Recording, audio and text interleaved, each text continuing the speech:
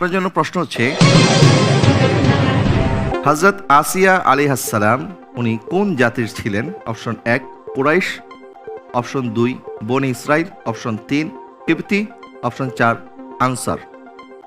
হযরত আসিয়া আলাইহিস সালাম কোন জাতির ছিলেন? অপশনগুলো আবার। কুরাইশ, বনি ইসরাইল, কিবতি, আনসার।